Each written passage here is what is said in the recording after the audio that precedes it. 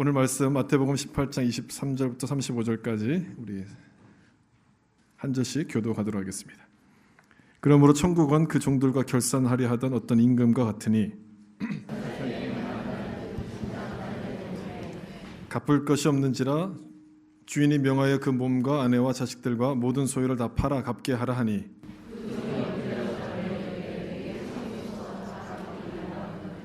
그 종이 주인이 불쌍히 여겨 놓아 보내며 그 빚을 탕감하여 주었더니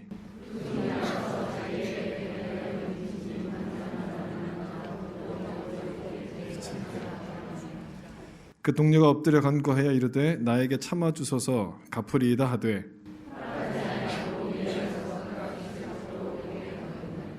그 동료들이 그것을 보고 몹시 딱하게 여겨 주인에게 가서 그 일을 다 알리니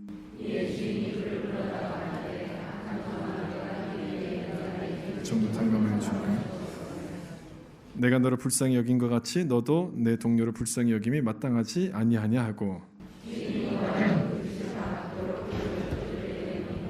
같이 읽겠습니다. 너희가 각각 자기 형제를 용서하지 아니하면 나의 하늘 아버지께서도 너에게 이와 같이 하시리라. 아멘. 오늘도 하나님의 은혜가 여러분 가운데 충만하시기를 예수님의 이름으로 축복합니다. 아멘. 용서의 은혜를 기억하라, 이런 제목으로 말씀을 나누겠습니다.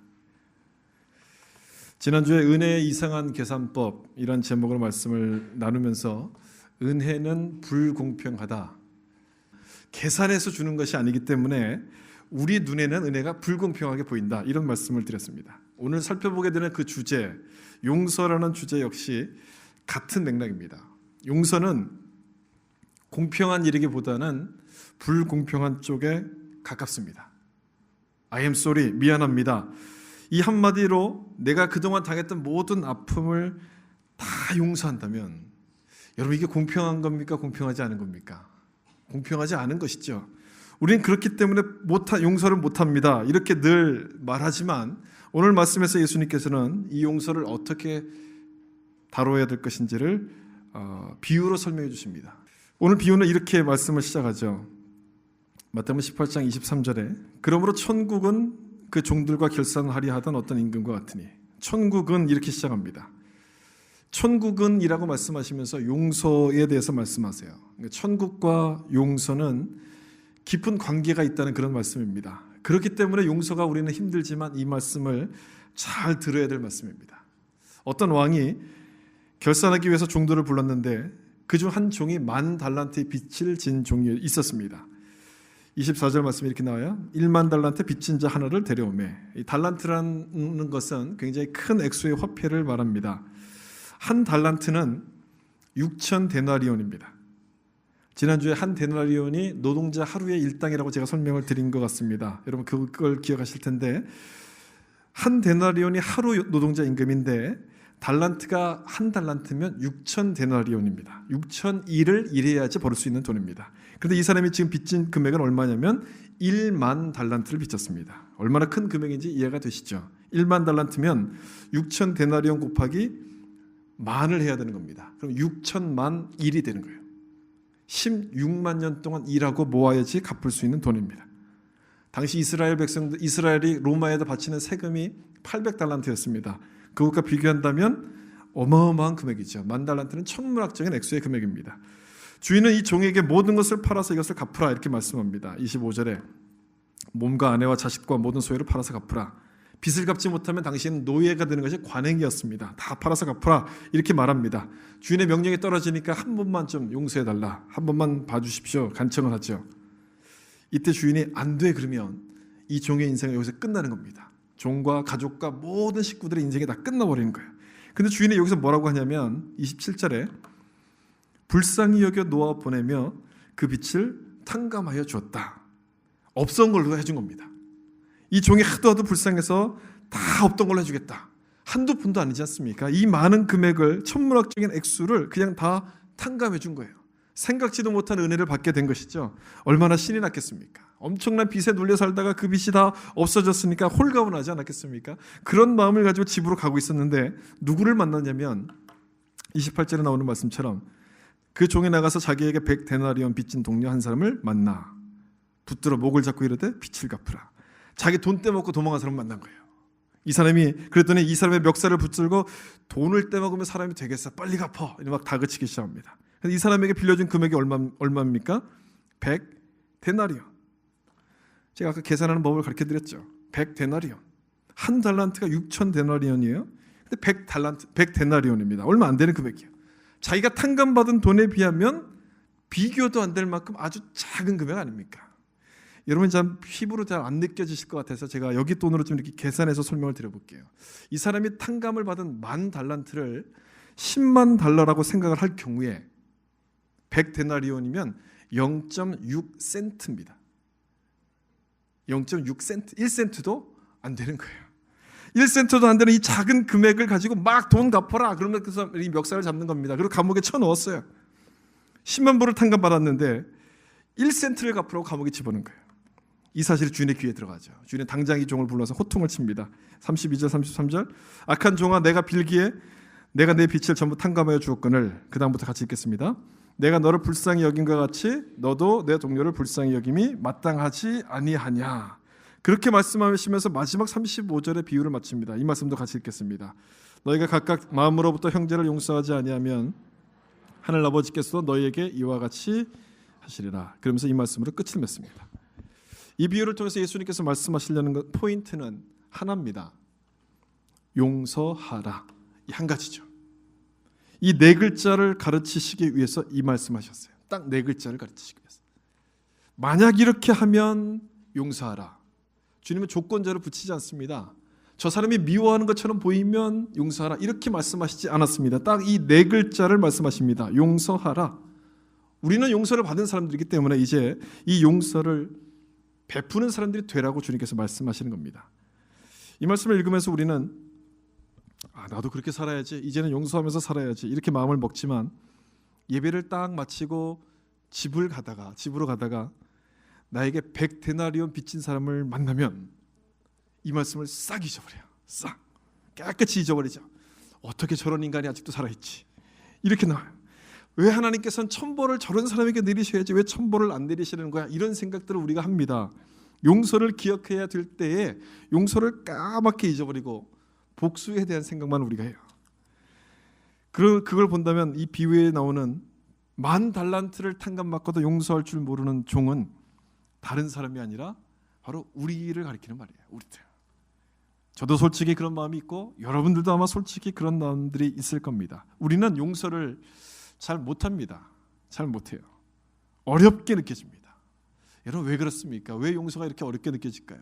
이 10,000달란트를 탕감받았으면서도 100데나리온의 빚을 용서하지 못하는 이유가 무엇 때문입니까? 자기가 용서받았다는 사실을 알지 못하기 때문 아닙니까? 기억하지 못하기 때문이죠. 용서의 은혜를 잊어버렸기 때문입니다. 그래서 주님은 오늘 말씀을 통해서 강조하시는 것이 우리가 바로 용서받은 사람, 이 용서의 은혜를 기억할 것을 말씀하는 거예요. 용서를 받은 사람만이 용서를 할 수 있다는 것을 말씀하는 겁니다. 이 사실을 분명하게 우리 마음속에 기억하고 있지 않으면 용서는 계속해서 어렵게 느껴질 겁니다. 불가능한 일처럼 느껴질 겁니다. 그래서 오늘 말씀을 통해서 이 부분을 잘 기억하기 위해서 첫 번째로 좀 용서가 무엇인가에 대해서 말씀 좀 드리려고 합니다. 오늘 본문을 통해서 우리가 발견하는 용서는 본능적인 행동이 아니다는 겁니다. 이 표현이 좀 복잡하게 들리실 수 있겠지만 이 말은 이런 뜻이에요. 용서는 어렵다, 이겁니다. 우리가 본능대로 사는 것은 쉽지만 본성을 거스르는 일에 대해서는 굉장히 어렵게 느낍니다. 용서가 잘 안 되는 것은 바로 그것 때문에 그런 것이죠. 35절 말씀에 너희가 각각 마음으로부터 형제를 용서하지 않으면, 저는 이 말씀을, 원래 이 말씀의 의미는 진심으로 용서한다 이런 뜻의 말씀인데 저는 이 말씀을 읽을 때 이렇게 읽혀졌어요. 이렇게 보였어요. 용서는 본능을 뛰어넘어야만 할 수 있는 일이다. 이 말씀이 저에게는 이렇게 보여졌어요. 왜냐하면 진심으로 용서한다는 말이 뭐겠습니까? 특별하게 마음을 먹어야지만 할 수 있다는 건 아닙니까? 특별하게. 그냥은 안 된다는 거예요. 본능적인 일이라면 그냥 되죠. 전혀 힘들지 않습니다. 여러분 보세요. 숨 쉬는 것 여러분 힘드세요? 숨 쉴 때? 숨 쉴 때마다 아이고 힘들어, 숨 좀 그만 쉬어야지, 이런 생각 하십니까? 안 해요. 먹을 때 힘들게 여러분 드십니까? 맛있게 먹잖아요. 본능적인 일들은 절대 힘들지 않습니다. 여러분 예배 드리러 오는 일들이 어떻습니까? 힘드세요? 아유 힘들어 죽겠네, 예배 들어가기 참 힘들다, 우린 예배 드리는 게 힘들어요. 왜냐하면 본능적인 일이 아니기 때문에. 본능적인 일이라는 것은 쉽습니다. 그러나 그렇지 않은 것은 힘들어요. 용서가 마찬가지예요. 용서는 본능적인 일이 아니에요. 그래서 힘들게 느껴져요. 힘들게 느껴지는 일들의 대부분 다 본능적인 일이 아닙니다. 공부하는 아이들에게 물어보세요. 공부가 쉽냐? 대부분 다 아니라 그럽니다. 간혹 그렇게 말하는 이상한 아이들도 있지만 대부분 다 그렇지 않습니다. 우리의 본성은 공부보다는 노는 쪽에 더 가깝기 때문에 그래요. 용서도 마찬가지라는 얘기예요. 용서는 저절로 되지 않습니다. 특별하게 마음을 먹어야 돼요. 아주 특별하게. 용서하는 것보다 용서하지 않는 것이 훨씬 우리 본능에 더 가까워요. 여러분, 우리가 어떤 사람들입니까? 오른쪽 뺨을 맞으면 왼쪽 뺨도 때려주세요, 이렇게 말하는 사람들이 절대 아니죠. 우리는 오른쪽 뺨을 맞으면 나도 상대방을 향해서 주먹을 날리는, 과감하게 주먹을 날리는 그런 사람들이에요. 사촌이 땅을 사면 배가 아프지 않습니까? 남이 잘 되는 것을 보면 배가 아픈 것이 우리의 본성이에요. 여러분, 다 안 그런 것처럼 이렇게 앉아 계시는데 우리가 그렇지 않습니까? 다 그래요. 다 우리가 그런 마음이 있어요. 어떤 여학생이 이렇게 기도했어요. 하나님, 저를 날씬하게 만들어주세요. 그게 불가능하면 내 친구들을 다 뚱뚱하게 만들어주세요. 이게 우리의 본능이죠. 남이 잘 되는 것은 절대 못 보고 내가 더 잘 돼야 된다고 생각하는 것이 우리들의 본능 아니겠습니까? 그렇기 때문에 내가 용서를 해서 저 사람이 잘 된다, 안 되는 거예요. 이게 안 돼요. 원초적 본능이 이걸 가로막는 겁니다. 용서는 이 원초적 본능에 위배되는 일이에요. 저는 지금까지 많은 사람들을 만났지만 용서가 쉽다 이렇게 말하시는 분을 한 번도 본 적이 없어요. 여러 가지 문제 때문에 상담하러 오신 분들하고 쭉 상담하면서 쭉 설명을 드려도 그럼 제가 먼저 용서해야 되겠네요, 이렇게 말하는 분들을 한 번도 본 적이 없어요. 대부분 용서라는 얘기가 나오면 고개부터 일단 이렇게 돌아가요. 자기하고는 상관없는 일. 세상 사람들 얘기하는 것이 아니라 예수 믿는 사람들 지금 얘기를 하는 거예요. 우리 교회를 다니는 사람들 얘기를 하는 겁니다. 나하고는 전혀 관계없는 일처럼 반응합니다. 나중에 죽기 전에 한꺼번에 그냥 다 해결하면 됩니다. 지금은 아니에요, 이렇게 얘기하고 넘어가요. 그런데 주님은 이런 마음을 가진 우리에게 35절 말씀에서 마음으로부터 용서하라 이렇게 말씀해요. 본능대로 살지 말고 이 본능을 뛰어넘으라 말씀하는 거예요. 뛰어넘으라. 주님께서 용서를 말씀하신 것은 두 가지 의미가 있습니다. 하나는 우리의 마음을 이해하신다는 거예요. 우리에게 용서가 어렵다, 주님도 이걸 아신다는 겁니다. 참 다행이죠. 참 감사한 부분이죠. 만약 용서가 쉬운 것이라면 우리에게 이렇게 말씀하실 리가 없습니다. 모든 사람이 다 용서할 수 있고 저절로 용서가 된다면 용서하라는 말씀을 왜 하시겠습니까? 하실 필요가 없죠. 주님도 아신다는 거예요. 굉장히 어려운 일, 본성을 뛰어넘어야 되는 일이라는 것을 주님이 아신다는 겁니다. 그런데도 용서를 말씀하셨다는 것은 또 하나 이런 의미가 있어요. 이 용서가 어렵지만 불가능한 것은 아니다, 이걸 말씀하는 거예요. 어렵지만 우리도 할 수 있기 때문에 용서하라 이렇게 말씀하시는 거예요. 우리도 할 수 있다는 거예요. 여러분이 아시는 것처럼 동물에게는 용서의 감정이 없습니다. 그저 본능대로 살죠. 느끼는 대로 삽니다. 집에서 키우는 개를 좀 생각해 보세요. 이 개들 밥 먹을 때 지 어미가 와도 으르렁거리지 않습니까? 안 뺏기려고 으르렁거려요. 여기 개들은 좀 학교를 다녀서 그런 것 같아요. 좀 교육을 잘 받아서 그런지 그렇지 않은 개들이 많은데 한국에서 봤던 개들은 대부분 다 그래요. 자기 막 밥 먹다 어미가 와도 막 안 뺏기려고 으르렁거리죠. 본능적으로 으르렁거립니다. 용서란 감정이 없어요. 느끼는 대로 그냥 삽니다. 그런데 사람은 어떻습니까? 사람은 좀 다르지 않습니까? 동물과 달리 하나님께서 사람에게는 용서라는 감정을 주셨어요. 우리에겐 용서라는 감정이 있어요. 하나님이 특별히 주신 겁니다. 왜 하나님께서 이 감정을 우리에게 특별하게 주셨을까요? 사람에게만 특별히 주셨겠습니까? 본능대로 살지 말라는 겁니다. 우리는 본능대로 사는 존재가 아니라는 것을 말씀해요. 옆에서 아무리 본능에 충실해 이렇게 말하더라도 우리는 본능을 뛰어넘어서 용서해야 되는 존재, 이것을 말씀하는 겁니다. 하나님께서 우리를 그런 모습으로 창조하신 거예요. 여러분, 이 말씀 보세요. 갈라디아서 5장 16절 말씀이에요. 너희는 성령을 따라 행하라, 그리하면 육체의 욕심을 이루지 아니하리라. 하나님께서 우리를 육체의 욕심, 본능을 따르도록 만들지 않았다는 것을 말씀합니다. 본능을 따라 살도록 우리를 만들지 않으셨어요. 그러면 누구를 따라서 살도록 만드셨습니까? 성령을 따라 행하라. 성령을 따라 사는 사람을 우리를 만드셨다는 거예요. 본능을 넘어서서 성령을 따라 사는 그런 성령의 사람으로 우리를 만드셨다는 거예요. 여러분 믿으십니까? 우리가 이것을 믿기 때문에 우리가 주님 말씀대로 순종해야 되는 거예요. 우리는 성령을 따라 사는 사람으로 만드셨기 때문에 주님께서 우리에게 용서를 요구하시는 거예요. 용서가 불공평하게 느껴지고 나만 손해보는 일처럼 느껴진다 할지라도 우리가 용서해야 되는 것은 우리가 본능을 따라 사는 사람들이 아니라 성령을 따라 사는 사람들이기 때문에 그렇다는 거예요.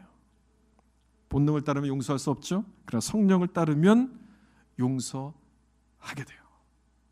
본능대로 살면 용서할 수 없습니다. 그러나 성령을 따르면 우리는 용서할 수 있게 돼요. 용서의 은혜를 기억하라는 말씀은 우리가 성령의 사람이라는 것을 기억하라는 말씀이에요. 우리에게 본능을 뛰어넘을 수 있는 성령의 능력 주셨다는 그 사실을 기억하라는 것입니다. 이것을 기억하게 될 때 우리가 본성을 뛰어넘어서 용서를 베푸는 그런 사람들이 될 수 있는 줄로 믿습니다. 두 번째 말씀은 우리 본문에서 발견하고 있는 용서는 뭐냐면 물물 교환이 아니다는 겁니다. 물물 교환이 아니다.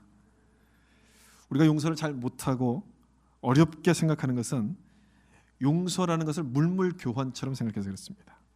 우리 이렇게 생각해요. 저쪽에서 사과하면 나도 용서해야지. 우리가 이렇게 생각하지 않습니까? 내가 먼저 사과하려고 하기보다는 상대방의 반응을 본 다음에 나도 하겠다. 이렇게 얘기합니다. 물물 교환처럼 생각하는 거예요. 저쪽에서 주는 게 있어야지 나도 주지. 어떻게 내 것을 그냥 주냐. 우리가 이렇게 생각을 하는데 문제는 상대방에서도 똑같이 생각을 하고 있다는 거예요. 저쪽에서 줘야지 나도 주지. 이쪽도 저쪽에서 줘야지 나도 주지. 서로 용서가 안 되는 거예요. 내가 먼저 그냥 사과하면 되는데 그럼 손해보는 것 같잖아요. 자존심이 상하잖아요. 그래서 우리는 못하는 겁니다. 나는 늘 이런 핑계를 줘. 나는 언제나 용서할 준비가 돼 있는데 저 사람이 문제야. 저쪽에서 안 해서 그래. 이렇게 우리는 상대방에게 핑계를 댑니다. 이런 모습은 이 부부 사이에서도 잘 나타나요. 저 먼 데 있는 사람하고의 문제가 아니라 우리 가까이 지내는 부부 사이에서도 잘 나타납니다. 어떤 부부는 비누 때문에 싸우다 별거한 부부들이 있습니다. 이 고전 소설 속에 나오는 얘기예요. 콜레라 시대의 사랑이라는 거기에 나오는 얘기인데 이 여자의 역할과 남자의 역할이 구분이 되어 있었던 것 같아요. 이 여자 아내의 역할은 화장실에다 수건과 치약과 비누를 갖다 놓는 일을 맡았어요. 어느 날 비누 갖다 놓는 걸 깜빡 잊어버린 거예요. 남편이 이때가 기회다 싶어서 아내의 실수를 막 놀리기 시작한 겁니다. 비누 없이 목욕한 지 한 일주일 됐어. 비누가 발이 달렸나 어디 갔지? 막 이렇게 빈정빈정 거리기 시작합니다. 자존심이 상하잖아요. 아내가. 나는 절대 그런 실수하는 사람이 아니다면서 잘못을 인정하지 않습니다. 그러다 며칠 뒤에 정말 이 아내가 깜빡 잊었다는 것이 이제 밝혀졌어요. 알게 됐어요. 그런데도 자존심이 상하니까 그 사실을 인정하지 않습니다. 남편도 자기가 놀린 것이 미안했는지 미안한 마음이 있었지만 그걸 얘기하지 않아요. 그렇게 해서 7개월 동안 이들 부부는 각자 방을 쓰기 시작합니다. 밥을 먹을 때도 아무 말을 하지 않았어요. 어떻게 비누 하나로 부부 사이가 이렇게 될 수 있을까? 여러분 이렇게 될 수 있을까 싶지만 정말 그렇게 되는 거예요.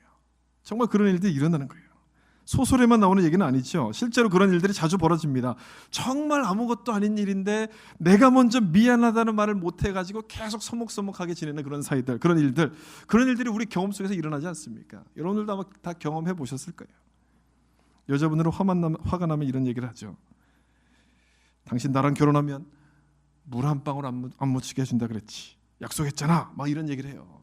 여자분들이 화날 때 자기 특유의 하는 그 얘기 아닙니까? 그럼 남편들은 뭐라고 대답하십니까? 우리 남편 여기 계신 남편들은 뭐라고 대답하세요? 그래서 내가 고무장갑을 사줬잖아. 이렇게 얘기해요. 고무장갑 사줬잖아. 여기서 그냥 미안해 그러면 끝나는 일이에요. 여기서 미안해 그러면 끝나는데 괜히 이 말을 해가지고 그 다음에 어떻게 이어집니까? 이러려고 나랑 결혼했지. 그러면서 그 다음 진도로 계속해서 나가게 되는 거예요. 미안해 요 말이면 끝나는데 근데 이 말이 이렇게 안 나오는 것이죠. 여러분 왜 이 말이 이렇게 안 나옵니까? 왜 미안해라는 이 단어가 이렇게 안 나오는 겁니까? 용서를 이 교환으로 생각하는 거예요. 교환. 너가 이렇게 했으니까 나도 이렇게 해줘야지 이 생각 때문에 그래요. 당한 건 난데 미안하다는 말 한마디로 넘어가려고 안 되지. 너도 당해봐라 이렇게 되는 거예요. 나는 손해볼 수 없다 이 생각 때문에 용서가 어려운 거예요. 이 공감들이 여러분 가실 거예요. 아까보다 얼굴이 굉장히 많이 편해지셨어요. 그런 생각들을 많이 하실 겁니다. 그런데 여러분 용서란 단어를 좀 잘 보세요. 영어로 이렇게 돼 있지 않습니까? forgive 아닙니까? 이 단어 속에 또 하나의 단어가 이 안에 들어있죠. 무슨 단어가 들어있습니까? 기브라는 단어가 들어있어요. 주다란 뜻이에요. 주다. 용서란 말 속에는 이미 주다는 뜻이 포함이 되어 있는 겁니다. 어떻게 용서하는 것인가를 이 단어 자체가 우리에게 이미 설명해 주고 있어요.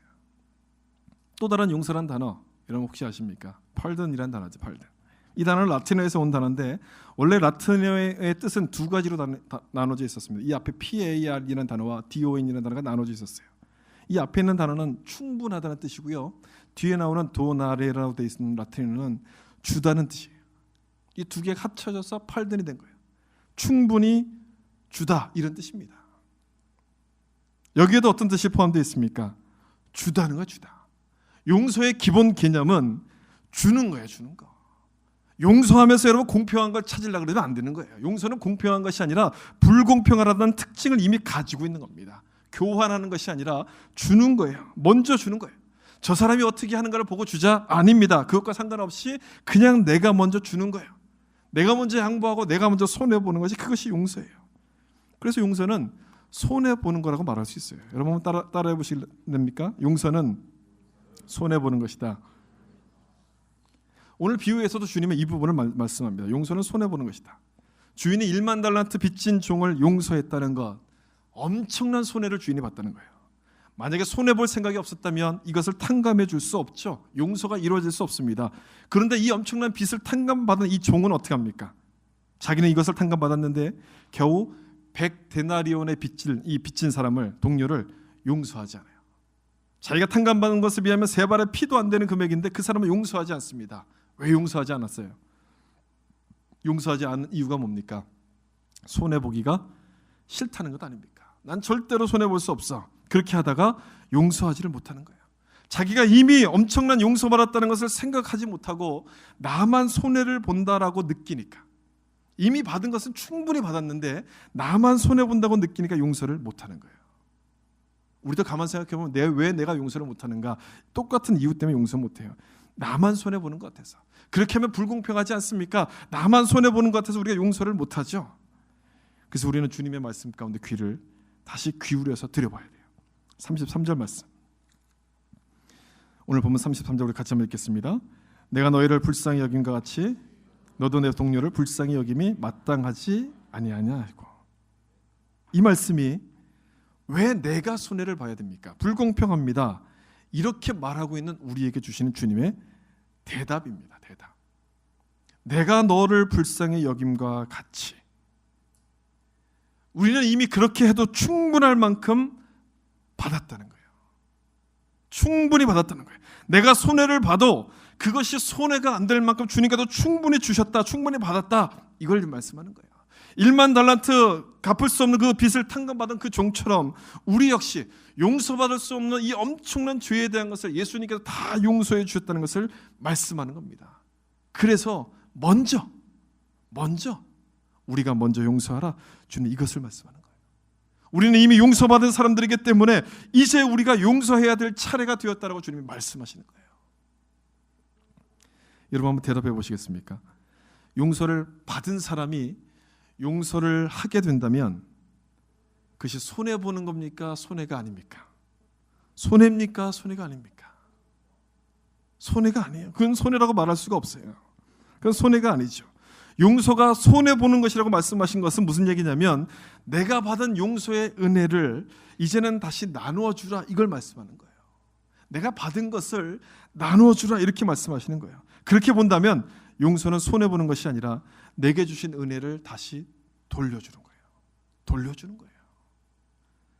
아직도 용서가 힘들게 느껴지고 어렵게 느껴지신다면 여러분이 받은 용서의 은혜를 좀 깊이 생각해 보셔야 될 겁니다.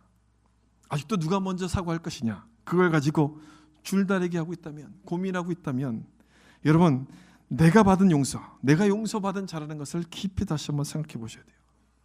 여러분 우리는 그런 것으로 고민할 사람들이 아니에요. 우리는 그런 것으로 고민하면 안 됩니다. 주님께서 이미 그 순서를 딱 정해 두셨기 때문에 그래요. 누가 먼저 하라고 말씀하시냐면 우리가 먼저 하라는 거예요. 순서를 이미 정해 두셨어요. 상대방의 미안한 마음을 보이면 해야지, 아니에요. 저 사람이 사과하면 나도 사과해야지, 그것도 아니죠. 누가 먼저 하라고 말씀하십니까? 내가 먼저요. 내가 먼저 하라고 주님 말씀하세요. 내가 받은 용서의 은혜를 기억하면 먼저 용서할 수 있는 용기가 생긴다고 주님 말씀하시는 겁니다. 여러분 모두가 이 말씀을 기억하시면서 손해 볼지라도 먼저 용서를 베풀 수 있는 믿음의 성도님들이 되시길 바랍니다. 마지막으로 오늘 본문에 주는 메시지는 이겁니다. 하나님의 용서는 나하기에 달려있다. 한번 따라해 보시겠습니까? 하나님의 용서는 나하기에 달렸다. 35절에 나오는 이 본문 말씀을 요약하면 이런 말이 됩니다. 여기 35절에 있는데요. 너희가 각각 마음으로부터 형제를 용서하지 아니하면 나의 하늘 아버지께서도 너희에게 이와 같이 하시리라. 내가 하는 것을 봐서 용서하시겠다, 이런 말씀이죠. 여러분 좀 충격적인 말씀 아닙니까? 굉장히 좀 충격적이죠. 우리가 알고 있는 하나님과 좀 다른 것 같아요. 평상시 내가 알고 있는 말씀과 달라요. 우리가 알고 있는 것은 우리가 기도하면 하나님이 용서해 주신다, 이렇게 알고 있잖아요. 근데 여기 말씀은 전혀 달라요. 우리가 용서하면 우리도 용서해 주신다, 이렇게 말씀하고 있어요. 이 말씀이 여기에만 나온다면 그냥 이렇게 못 본 척하고 넘어가면 되는데 여기만 나오지 않습니다. 우리가 잘 알고 있는 이 주기도문에도 이 말씀이 나와요. 주기도문을 설명하고 있는 마태복음 6장 12절 말씀에 여기 이렇게 돼 있죠. 우리가 우리에게 죄 지은 자를 사하여 준 것 같이 우리 죄를 사하여 주옵시고. 어떻습니까? 우리가 하는 걸 봐서 용서하신다, 이런 말씀이죠. 이런 말씀이 주기도문에 있다는 거 여러분 아셨어요? 이런 걸 다 이렇게 생각하시면서 주기도문을 하셨습니까? 얼른 빨리 끝내고 집에 가야지. 우린 주기도문을 시작하면 끝날 것만 생각하고 막 외우잖아요. 근데 이렇게 중요한 말씀이 그 중간에 딱 들어있어요. 얼마나 충격적인 말씀이고 얼마나 두려운 말씀인지 모르겠습니다. 여기서 가치라는 단어를 좀 잘 보셔야 돼요. 여기 끝부분에 나오잖아요. 가치. 우리를 용서하시는 근거를 어디서 주님께서 찾으신다고 말씀하냐면 우리의 행동에서 찾으신다고 말씀하고 있어요. 우리 행동에서. 이 주기도문 이 말씀 그 뒤에 이어지는 마태복음 6장 14절과 15절에도 또 한 번 강조하시는데 너희가 사람의 잘못을 용서하면 너희 하늘 아버지께서도 너희 잘못을 용서하시려니와, 그 다음 말씀 같이 읽겠습니다. 너희가 사람의 잘못을 용서하지 아니하면 너희 아버지께서도 너희 잘못을 용서하시지 아니하리라. 여기에도 용서의 근거를 누구에게서 찾으신다고 말씀합니까? 우리에게 찾는 거예요. 용서의 근거를 우리에게서. 주님의 이 말씀은 예수 안 믿는 사람을 향해서 주신 말씀이 아니라 예수 믿는 사람들을 향해서 주신 말씀이에요. 예수 안 믿는 사람은 이걸 못하죠. 그러나 예수 믿는 사람은 할 수 있기 때문에 이것을 지금 말씀하시는 거예요. 하나님의 용서는 나하기에 달려있다. 이것은 나하기에 달려있다는 것을 여기서 지금 말씀하는 거예요. 겁나는 말씀이죠. 두려운 말씀이죠. 왜 주님께서 이것을 말씀하시는가? 용서가 그만큼 중요하기 때문에 이걸 우리에게 말씀하는 거예요. 겁을 줘서 이것을 하게끔 주님께서 만드시려고 하는 것이 아니라 용서라는 것은 하나님의 자녀만이 할 수 있는 방법이기 때문에, 하나님의 자녀라는 것을 나타낼 수 있는 방법이기 때문에 너무너무 중요해서 이것을 주님이 우리에게 말씀하시는 거예요. 오늘 이 비유의 첫 시작 여러분 기억나십니까? 그러므로 천국은, 이렇게 시작했어요. 천국과 용서가 관계가 있다고 말씀하셨죠. 천국과 용서가 관계가 있다는 것은 천국에는 어떤 사람이 가느냐? 하나님을 믿는 하나님의 자녀들이 갑니다. 그 자녀는 어떤 사람들인가? 용서를 하는 사람들이라는 거예요. 용서하는 사람이 천국 가는 거예요. 하나님의 자녀라는 거예요. 우리가 하나님의 자녀임을 나타내는 방법은 여러 가지가 있을 수 있습니다. 그런데 가장 확실한 방법은 용서라는 거예요. 하나님이 바로 그런 분이시기 때문에, 하나님은 바로 용서의 하나님이시기 때문에 우리도 역시 용서할 것을 보여주라는 거예요. 교회 다니지 않는 분들에게 성경에 나오는 말씀 가운데 기억나는 말씀이 뭐냐고 물어보면 대부분이 다 이 말씀을 꼽습니다. 원수를 사랑하라, 이 말씀을 꼽아요. 예수 믿지 않는 사람들에게는 다른 어떤 말씀보다도 아마 이 말씀이 강한 인상으로 남는 것 같아요. 이 말씀을 꼽아요. 원수를 사랑하라. 사랑하라는 것은 용서하라는 것 아닙니까? 원수를 용서하라. 원수를 용서하면 어떻게 됩니까? 내가 손해를 볼 수도 있어요. 잘못하면 내가 저 사람 때문에 다시 망하게 될 수도 있어요. 그런데도 성경은 그것을 하라, 이렇게 말씀하시는 겁니다. 이걸 보면서 세상에선 들어본 적도 없고 세상에선 배운 적도 없는 말씀이기 때문에 강한 인상으로 마음속에 남아있는 거예요. 그렇다면 여러분, 왜 주님께서 우리를 향해서 용서하라 말씀하시는지 이해가 되지 않습니까? 그렇게 말씀하시는 것에 대한 답이 나오지 않아요. 주님은 우리가 보통 사람과 다르게 살기를 원하시는 겁니다. 보통 사람처럼 사는 것이 아니라 보다 높은 수준으로 살기를 원하세요. 자기가 좋아하는 사람을 좋아하고 자기 형제와 친척을 사랑하는 것, 이것은 세리나 이방인도 다 하는 것이라고 주님 말씀하십니다. 그러면서 여기 있는 말씀처럼 우리는 원수를 사랑하고 너희를 박해하는 자들 위하여 기도하라. 달라야 된다는 거예요. 이 말씀은 교회를 안 다니는 사람들 향해서 주신 말씀이 아니라 교회를 다니는 사람을 향해서 주신 말씀이에요. 하나님의 자녀는 달라야 되는데 그 다르다는 모습이 어떻게 나타나야 되느냐? 용서하는 모습을 통해서 나타나야 된다는 거예요. 예수 안 믿어도 예배 드릴 수 있어요. 예수 안 믿어도 헌금할 수 있고 봉사할 수 있습니다. 그러나 정말 예수를 믿는 사람은 용서하는 모습을 통해서 믿음이 나타난다는 거예요. 반대로 용서하지 않는다면 다를 바가 하나도 없는 것이죠. 세상 사람과 믿지 않는 사람이 다 똑같이 되는 거예요. 다시 한번 33절 말씀 보세요. 내가 너를 불쌍히 여긴과 같이 너도 내 동료를 불쌍히 여김이 마땅하지 아니하냐. 여기도 또 어떤 단어가 나옵니까? 가치란 단어가 나오죠. 가치. 주님께서 용서를 요구하시는 근거가 뭐냐? 우리가 용서를 받은 사람이기 때문에, 너를 불쌍히 여김 같이 용서 받은 사람이기 때문에. 은혜는 받은 사람이 은혜를 베풀 수 있는 것처럼 용서 역시 용서를 받은 사람만이 용서를 나눠줄 수 있는 겁니다. 용서하라는 말씀은 이미 우리가 용서를 받은 사람이라는 것을 전제로 하시는 말씀이에요. 예수 안 믿는 사람에게 주신 말씀이 아니라 예수 믿는 사람에게 주신 말씀이에요. 이미 우리는 용서받은 사람이라는 것을 전제로 하시는 말씀이에요. 여러분, 이 말씀을 잘 한번 생각해 보세요. 불쌍히 여김 같이 너희도 불쌍히 여겨라. 용서를 받았기 때문에 용서하라, 이런 말씀이에요. 주님은 용서를 받는 것과 용서를 하는 것 하나로 말씀하셨어요. 하나로 묶어서 말씀하세요. 우리는 따로따로 생각하잖아요. 내가 용서받는 것은 당연하지만 내가 남을 용서해 주는 것은 글쎄요, 조금 생각해보고 하겠습니다. 우리 이렇게 생각하는데 그것이 아니라는 것이죠. 내가 용서를 받은 것이 당연하듯이 내가 남을 용서하는 것도 당연하다. 주님은 그것을 말씀하는 거예요. 왜 그러냐? 용서라는 것은 받는 것과 주는 것이 하나로 묶여있기 때문에 그렇다는 거예요. 하나라는 거예요. 다시 이 말씀 보세요. 주기도문 말씀. 우리가 우리에게 죄 지은 자를 사하여 준 것 같이 우리 죄를 사하여 주옵시고. 너가 용서 안 하면 나도 용서 안 할 것이다. 주님께서 겁주는 말씀이 아니라 용서를 받은 것과 용서를 하는 것은 하나라고 말씀하는 거예요. 하나. 우리 생각처럼 용서는 그렇게 불공평한 것이 아닙니다. 용서를 받았으니까 우리가 용서를 하는 거예요. 내가 용서한다는 것은 내가 주님께 용서받았다는 사실을 확신하기 때문에 용서하는 거예요. 반대로 용서하지 못한다는 것은 아직도 그 확신이 내 안에 분명하지 않다는 거예요. 주님께서 용서하셨다는 그 확신이 내 안에 분명하지 않게 되면 우리는 용서할 수 없게 되는 거예요. 오늘 비유의 초점이 용서받은 자, 용서의 은혜를 기억하라고 말씀하시는 것이 바로 이거예요. 받으면 하게 되는 거예요. 용서는 어려운 것입니다. 분명 어려운 것입니다. 그러나 우리가 용서하려고 노력하게 될 때 하나님이 나를 용서해 주셨다는 그 깊은 은혜를 깊이 느껴지게 되는 거예요. 하나님의 용서는 나 하기에 달려 있습니다. 이 말은 용서하는 자에게 은혜를 주시고 용서하지 않을 때 은혜가 임하지 않는다는 거예요. 한 가지라는 거예요. 여러분이 하나님의 은혜를 경험하길 원하신다면 먼저 용서하셔야 돼요. 먼저 용서하셔야 돼요. 내가 당했는데 왜 용서합니까? 그것이 은혜 받는 비결이기 때문에 그래요. 그것이 은혜 받는 비결이에요. 우리가 용서한다고 해서 아무것도 달라지지 않을 수도 있어요. 우리가 용서한다고 해서 여전히 내 마음속에 분노가 쌓여있고 내 마음속에 남아있는 상처가 우리를 괴롭힐 수도 있습니다. 깨진 관계가 회복되지 않을 수도 있어요. 그런데도 용서해야 돼요. 그럼에도 용서해야 돼요. 왜 그런지 아십니까? 우리가 용서한다는 것은 내가 가진 이 복수의 권리, 내가 정당하게 행할 수 있는 이 복수의 권리를 하나님께 넘겨드린다는 뜻이에요. 내가 지금 고민하고 있는 이 불공평에 대한 문제를 내가 처리하지 않고 내 마음대로 처리하지 않고 이것을 하나님께서 처리하시도록 맡겨드린다는 뜻이기 때문에 그렇게 하는 거예요.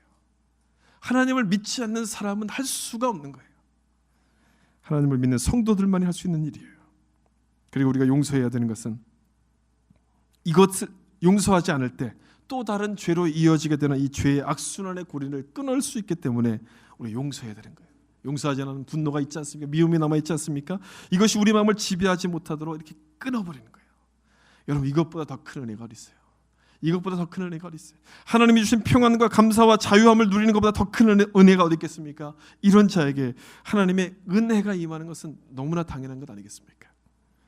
용서하는 자에게 더 큰 하나님의 은혜가 임하는 줄로 여러분 믿으시길 바랍니다. 한 가지 이야기만 읽어드리고 말씀을 마치려고 합니다.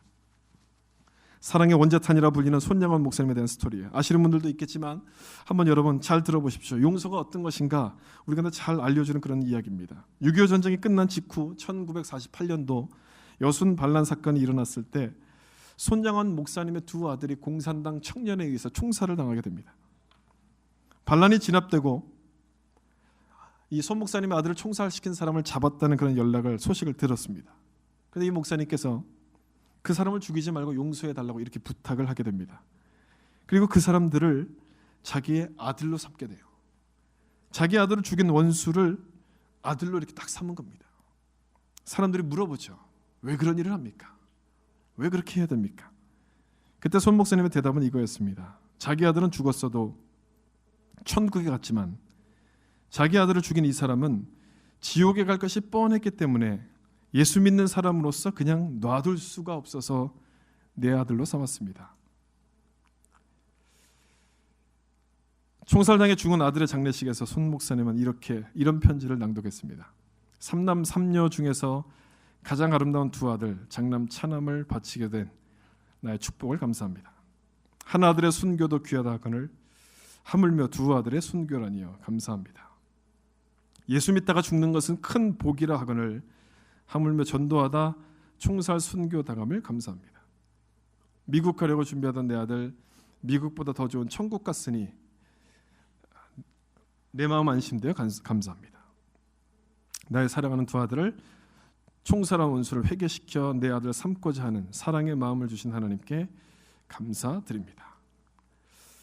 결국 손양원 목사님의 그 용서를 통해서 이 두 사람은 나중에 하나님의 복음을 전하는 목회자로 변하게 됩니다. 여러분, 용서는 불공평해 보이는 겁니다. 불공평해요.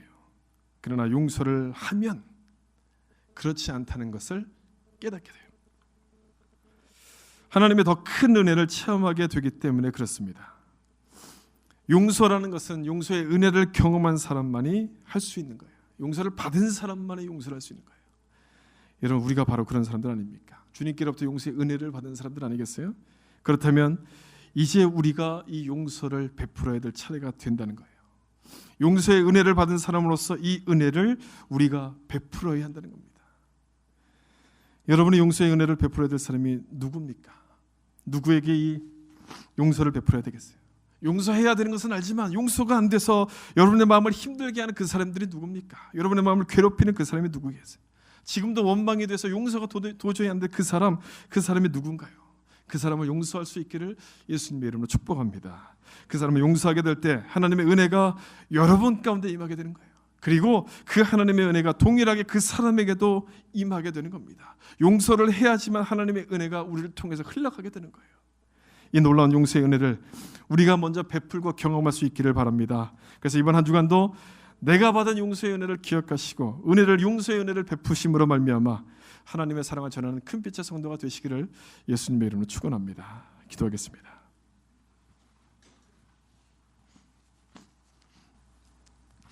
우리 말씀을 따라서 같이 한번 기도하겠습니다. 하나님, 나에게 용서의 은혜를 주시옵소서. 미움과 원망의 사슬에 묶여 있지 않게 하여 주시고 성령께서 주시는 그 자유함을 누릴 수 있도록 모든 사슬을 끊어버려 주시고 하나님이 나에게 주신 용서를 기억하면서 나도 용서를 베푸는 자가 되게 하여 주시옵소서. 불공평하게 생각됩니다. 왜 나만 당하고 저 사람에게 용서를 베풀어야 합니까? 그래서 주님은 우리에게 이렇게 말씀하시죠. 내가 너를 불쌍히 여김과 같이 너도 저 사람을 불쌍히 여기는 것이 마땅하지 않느냐. 먼저 손을 내미는 것이, 먼저 내가 손해보는 것이 주님께서 원하시는 뜻이라고 말씀하는 겁니다. 주님의 은혜를 기억하면 손해보는 것이 아니라 내가 받은 것을 돌려주는 것이라고 깨닫게 됩니다. 우리가 이 말씀을 다시 한번 기억하면서 하나님, 나에게도 이 마음 주셔서 정말 용서를 베푸는 자가 되게 하여 주시고 내가 지금까지 고민해왔고 해결하지 못했던 이 마음을 주님 주신 은혜 가운데 해결하고 정말 깨끗하고 자유함을 누릴 수 있는 그런 자가 되게 하여 주시옵소서. 우리 다 같이 한번 동성으로 기도하겠습니다. 하나님 아버지 하나님, 오늘 주신 말씀처럼 용서의 은혜를 다시 한번 주님이 우리에게 베푸신 그 놀라운 용서를 다시 한번 기억하게 하여 주시고 용서를 받은 자로서 아버지 하나님 용서를 나눌 수 있는 그런 자가 될 수 있도록 하나님 축복하여 주시옵소서. 우리에게 주님께서 말씀하시는 내가 너를 불쌍히 여김처럼 너도 불쌍히 여기는 것이 마땅하지 않느냐. 주님 말씀하셨습니다. 아버지, 우리가 바로 1만 달란트 탕감받는 종인데 100데나리온을 용서하지 못해서 하나님 우리가 괴로워하는 사람들이 우리들의 모습입니다. 주님도 아시는 줄 아오니 하나님 다시 한번 우리 가운데 용서의 은혜를 베풀어 주셔서 우리가 용서받은 자인 것을 기억나게 도와주셔서 정말 주 앞에서 하나님 용서를 베풀 수 있는 자가 되게 하여 주시고 성령에 따라 순종하는 자가 되게 하시고 우리 육신의 본능대로 살지 않게 하여 주시고 육신의 혈기대로 살아가는 자들을 되지 않게 도와주시고 하나님의 사람인 것을 기억나게 하셔서 주의 말씀을 붙들고 담대하게 살아갈 수 있는 그런 자들 될 수 있도록 하나님 축복하여 주시옵소서. 우리의 연약함을 주님 아시지 않습니까? 그래서 하나님 이 시간 기도하오니 우리 가운데 하나님 은혜를 베풀어 주셔서 정말 이 말씀대로 온전히 순종하게 도와주시고 내가 하나님 결심하고 결심해도 행할 수 없었던 그 마음을 주님께서 하나님 함께하여 주셔서 결정하게 도와주시고 행동하게 하셔서 아버지 하나님의 뜻을 이루어갈 수 있는 거룩한 자들 될 수 있도록 주님 도와주시옵소서. 용서의 은혜가 하나님 우리를 통해서 흘러가게 도와주시고 나를 통해서 하나님 막혀있지 않게 하여 주시고 막혀서 끊어져 버린 것이 아니라 나를 통해서 하나님 흘러갈 수 있도록 주님 역사하여 주시고 인도하여 주시옵소서. 오늘 말씀을 듣는 모든 성도님들 마음 가운데 아버지 하나님 이 말씀이 강하게 마음속에 남게 도와주시고 주님께서 나를 용서하신 것처럼 나도 하나님 이제부터 용서하며 살겠습니다. 그런 마음을 갖게 하시고 그런 마음에 결심하게 도와주시고 주님을 위해서 사는 믿음의 사람들 될 수 있도록 아버지 하나님 축복하여 주시고 인도하여 주시옵소서.